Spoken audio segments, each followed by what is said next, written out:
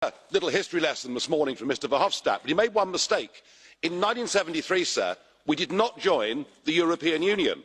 We joined the European Economic Community. And had the British people known that it was intended to get political and take away our ability to govern ourselves, we never would. Now, I'm sorry to say that the response to the triggering of Article 50 has been all too predictable. Already you've made a series of demands that are not just unreasonable, but in some cases clearly impossible for Britain to comply with. You began by telling us that we have to pay a bill, a cool 52 billion sterling, a figure that has clearly been plucked out of the air, effectively a form of ransom demand. What you could have acknowledged is that we've put net over 200 billion sterling into this project. We're actually shareholders in this building and the rest of the assets, and really, you should be making us an offer we can't refuse to go.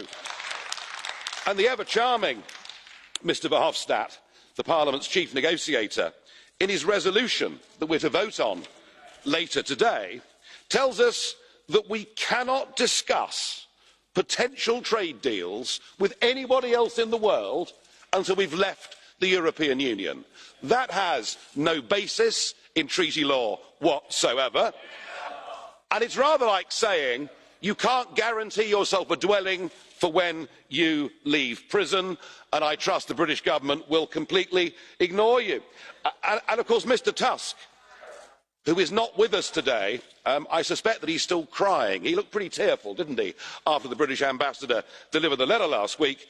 He tells us in his memorandum that any future trade deal must ensure that the United Kingdom is not allowed to have a competitive advantage. This is all impossible, and you add to that the hypocrisy of, on the one hand, saying the EU will negotiate as one, and clause 22 of the Tusk document saying that actually Gibraltar, that the Spanish can have a total veto over the whole trade deal if they're not happy with the sovereignty of Gibraltar. We believe in national self-determination.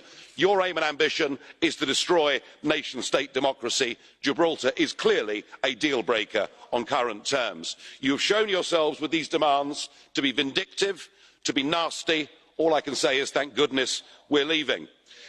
You're behaving like the maffia. You think we're a hostage. We're not. We're free to go. We're free to go.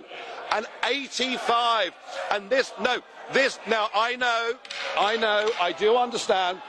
Onorevole Farage. I do understand. Onorevole Farage. Sorry, Mr Farage. Listen, I'm trying to give you the chance to speak and say everything you want to say. But if you're talking about the maffia, you're saying this Parliament is behaving like the maffia. As far as I'm concerned, that's unacceptable. I do understand. I do understand, sir, Mr President, I do understand national sensitivities. I'll change it to gangsters. All right? And that is how we're being treated. We're being given a ransom note.